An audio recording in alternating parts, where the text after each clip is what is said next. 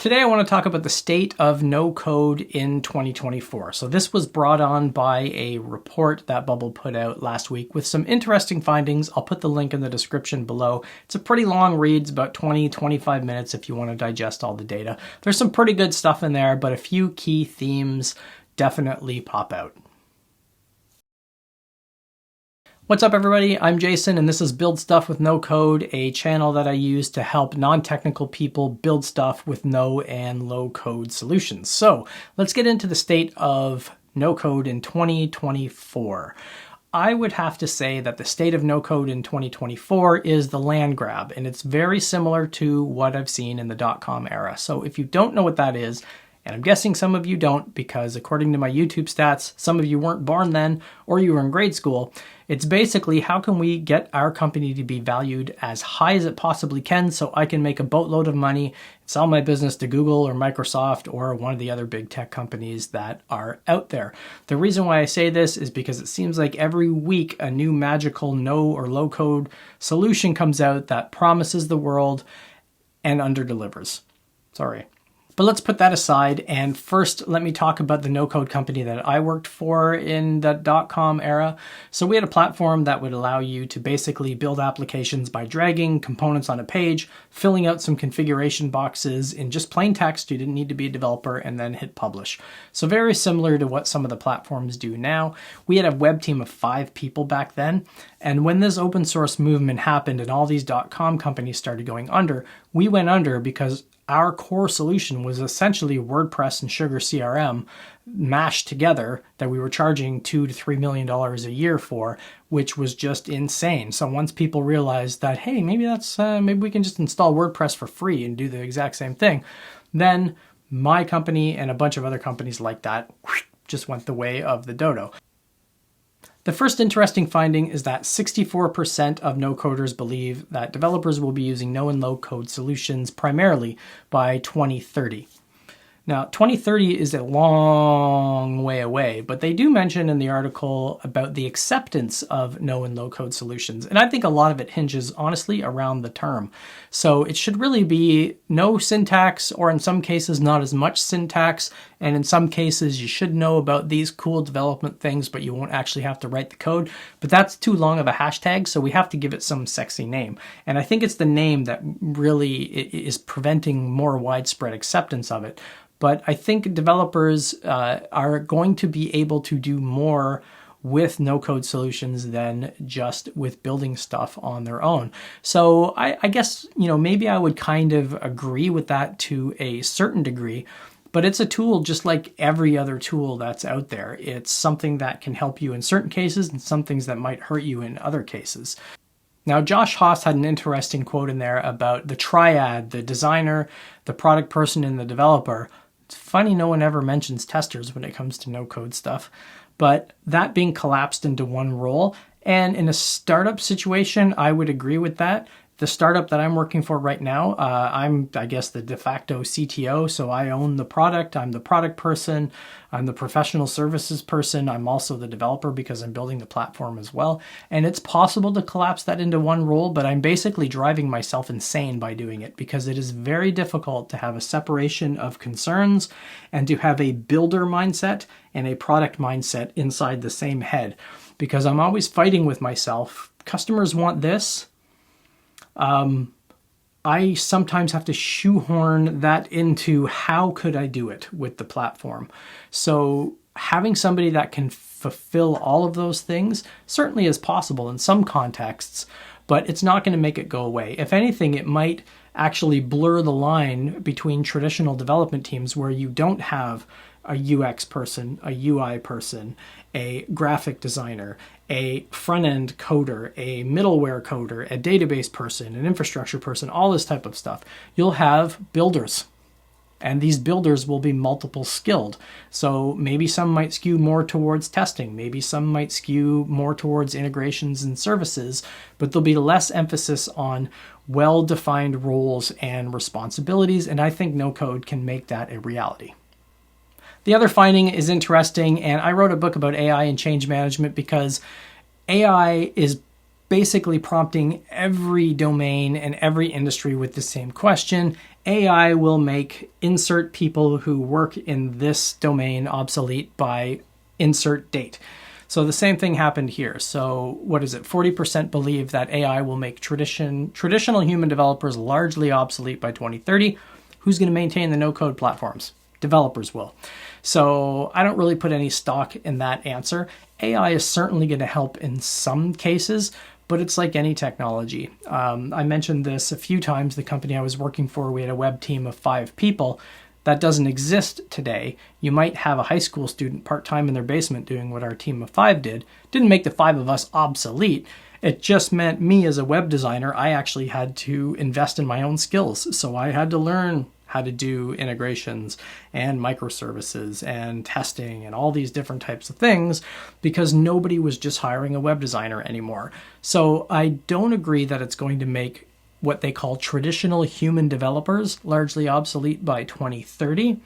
I think it is going to enhance human developers to be able to build stuff faster because honestly, at the end of the day, that's what we want. We want to build things for our customers that we can build faster and more easily.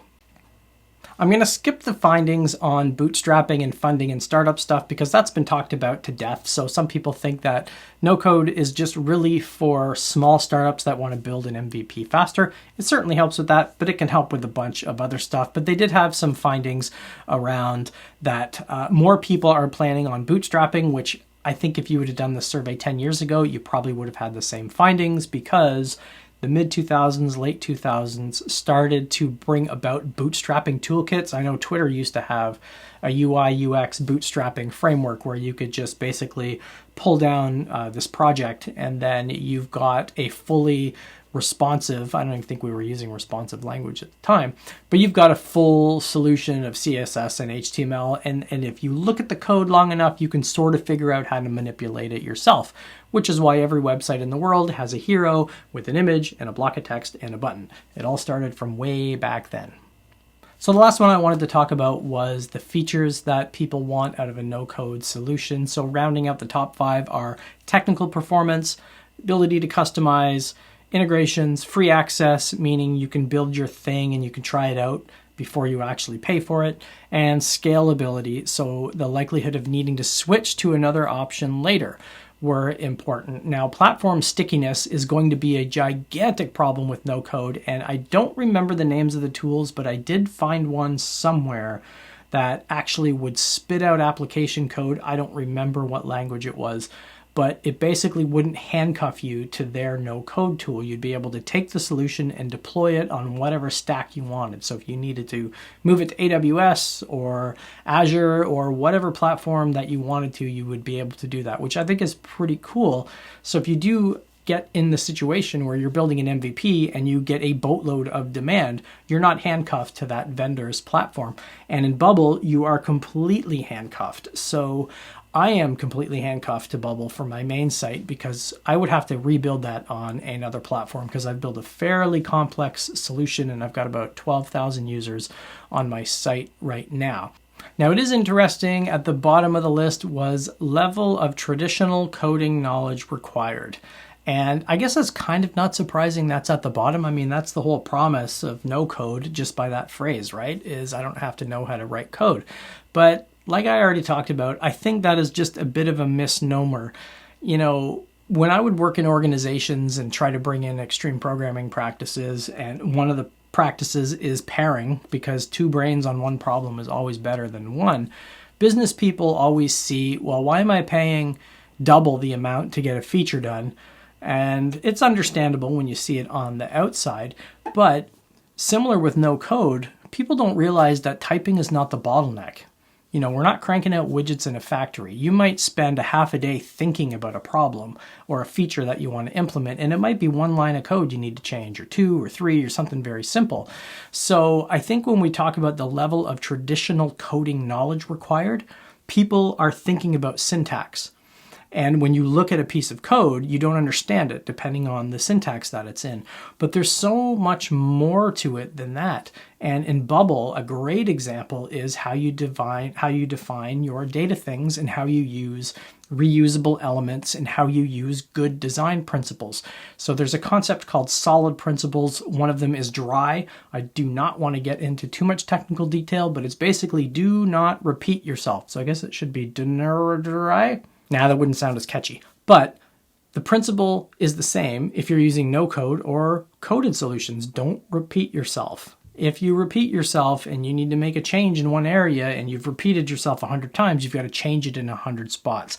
And I'll close off with a funny story. I worked in one organization where we were using Sonar, which is a code analysis tool, with the build and integration team because they had a whole pile of technical problems. They had no unit testing. They had not really good technical practices, but we put some thresholds and some alerts in this Sonar tool. And basically, we found out one day that somebody had taken 18,000 lines of code and copy and pasted it over here and then changed like 4 lines in it to do a new feature and then put some flag at the top that said, oh, if this new feature is being used, use this piece of code instead of that piece of code. Now, that was a temporary solution, great. But when you talk about do not repeat yourself, you've now just created a huge problem potentially later on if you don't get rid of that. Now, this is probably too technical for my audience, but again, it's not about just the syntax and the typing. It's about how to design things in a good way so you don't shoot yourself in the foot down the road. Okay, so to summarize, the state of no code in 2024, yes, I think one point is definitely the land grab is on. People want you on their platform, but I think the more exciting part is, I've been a product person, I've been on a development team, and when you are a product person trying to describe the picture that's in your head to a team so they can turn it into ones and zeros is really difficult. So I think the advancement of all of these no coding tools, somebody who's got a really good idea in their mind, they can build this stuff and they can build it how they want to build it. Now, once they create the problem of demand, then yes, you're going to need developers. Maybe you're going to need a non-no-code platform to sort of grow and extend that. But I think the state in 2024 is people trying to figure out how they can make the most of all of these no-code solutions out there, because at the end of the day, we just want to build stuff that our customers love, and we want to do it in the fastest, easiest way possible so we can validate our assumptions and get people paying for our stuff. So hope you enjoyed this video. Again, the link to the full report is in the description below. Hit the like button, and it doesn't cost you a thing to hit that subscribe button. It helps me out quite a bit. Thanks for watching.